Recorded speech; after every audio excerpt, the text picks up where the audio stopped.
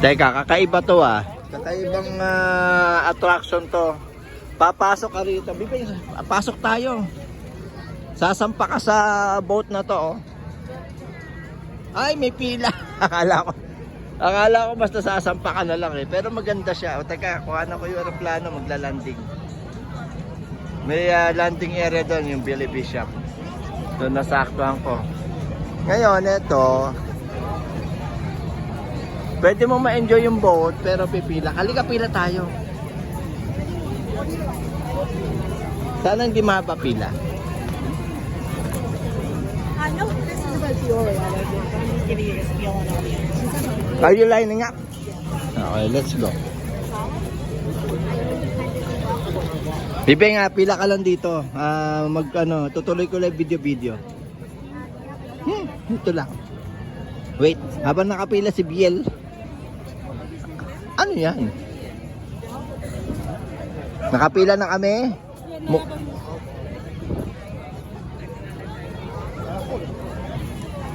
Mukhang maganda experience to nasakay sa bangka. Kahit naka-stationary lang siya. So ito the Navy experience, ba? Maganda to ah. Dito ako na-impress ah. Meron silang tent. Siguro pwede magpa-picture. Ano kaya yun?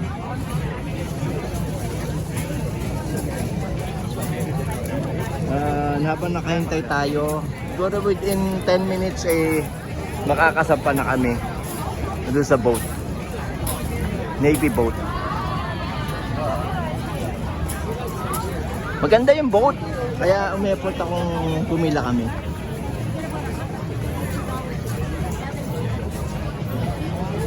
Dali lang, Bibeng. Sundan mo sila yung mag-ina.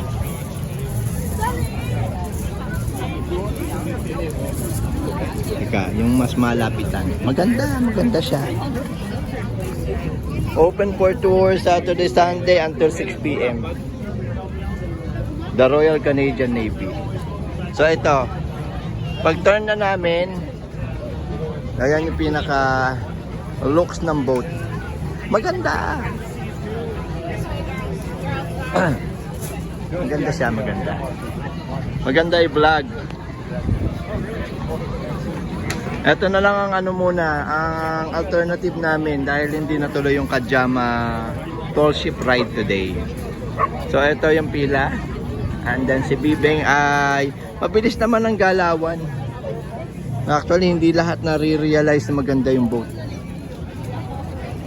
Maganda experience to. At saka walang limit.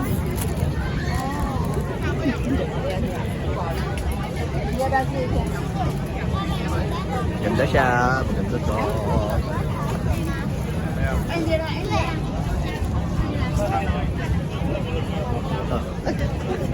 Ay, sisipain ko. Tingnan natin paano mag-react yung aso.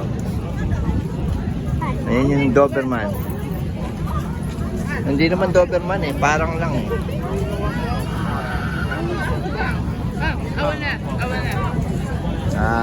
Ihiwalay ko na lang yung vlog ko na pagka papasampa na kami sa boat. Right now, mabilis ang galaw ng pila. No. Oh, nasa ano na kami? Mga pang 15 na kami right now. Asa ba yung mag-ina? Magkakasama ba yan? Nasingin lang na yan. Kawain sila. O, teka, iwalay ko na yung vlog na pagpasok sa boat. Maganda, excited ako. Excited ako.